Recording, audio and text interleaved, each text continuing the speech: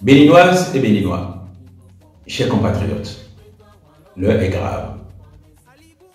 L'heure est très très grave.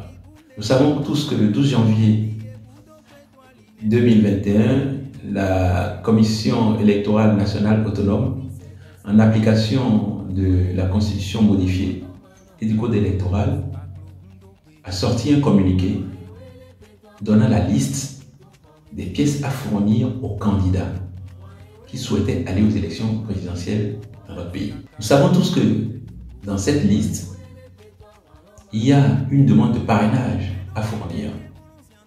Il faut au moins 16 parrains élus, maires ou députés.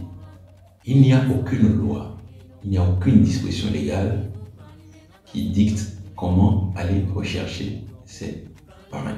J'ai donc décidé d'adresser des courriers individuels à tous ces parrains potentiels. Il était question d'aller déposer ces courriers au secrétariat de leurs partis respectifs.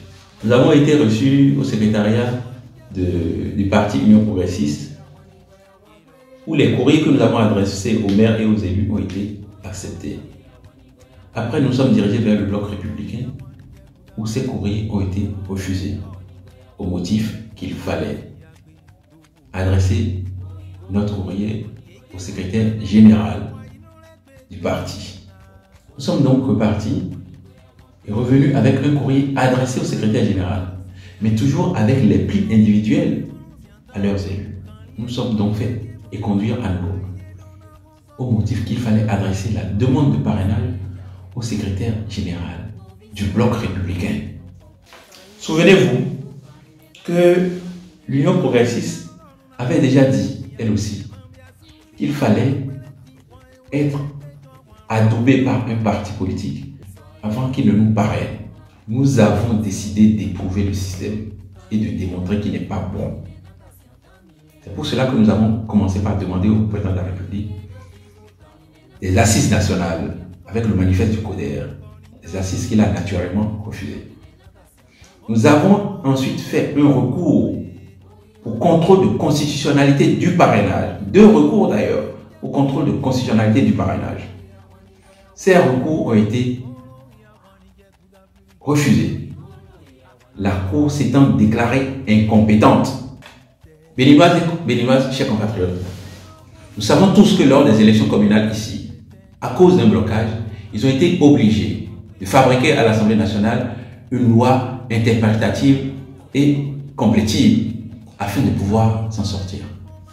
Mais depuis ce moment, ils auraient pu revoir les conditions d'applicabilité du parrainage. Cela n'a pas été fait.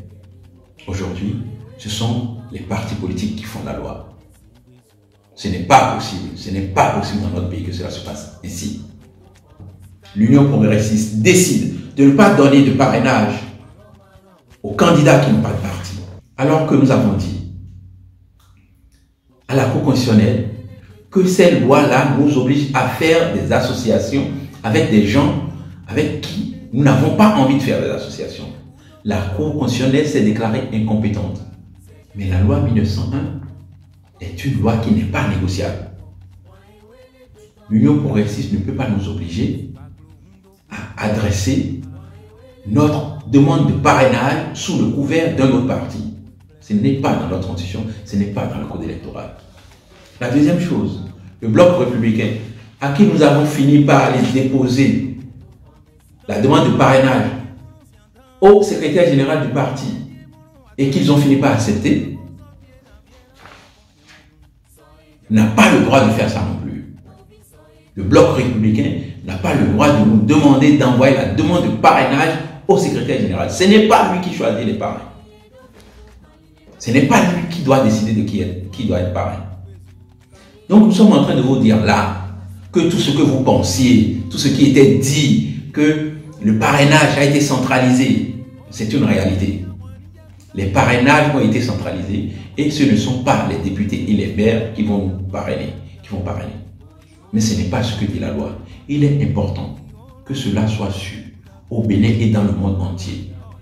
Que la constitution qu'ils ont faite eux-mêmes, ils ne sont pas en train de la respecter. La constitution qu'ils ont fabriquée de nuit, ils sont incapables de la respecter. Ces gens sont incapables de diriger leur pays. Il est temps que ces gens s'en aillent. Moi, j'ai dit une chose, la seule capacité, la seule possibilité au président Patrice Talon de diriger ce pays de nouveau est de ne pas organiser les élections. Il faut dire les choses telles qu'elles sont. S'il les organise, il va les perdre. Je ne parle pas des autres duos qu'ils vont fabriquer. Parce qu'ils vont en fabriquer pour faire croire aux yeux du monde entier que leur loi est applicable. Elle n'est pas applicable. Il n'est pas question pour nous aujourd'hui de baisser les bras. Nous allons éprouver le système jusqu'au bout. Nous allons l'éprouver jusqu'au bout. Nous allons l'éprouver dans les conditions légales. Nous allons demander à chacun dans ce pays de prendre ses responsabilités. Et comme le président Diogbenou l'a dit, lors de la décision du 7 janvier 2021 par rapport à nos recours, c'est au constituant originaire de prendre ses responsabilités. Et ce constituant originaire se reconnaîtra.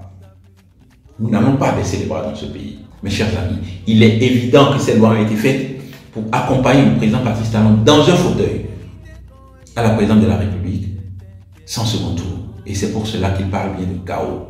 Parce qu'ils veulent aller aux élections seuls, avec d'autres duos fabriqués, des duos de paille. Il n'en sera pas ainsi dans ce pays.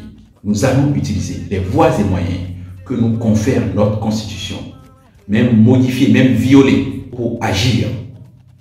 Parce que nous avons encore dans cette constitution des espaces de liberté. Béninoises et Béninois, chers compatriotes, comme je vous l'avais dit, l'heure est grave. L'heure est très grave.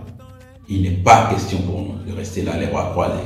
Il faut désormais que chaque Béninois et chaque Béninoise prenne ses responsabilités. Je vous remercie.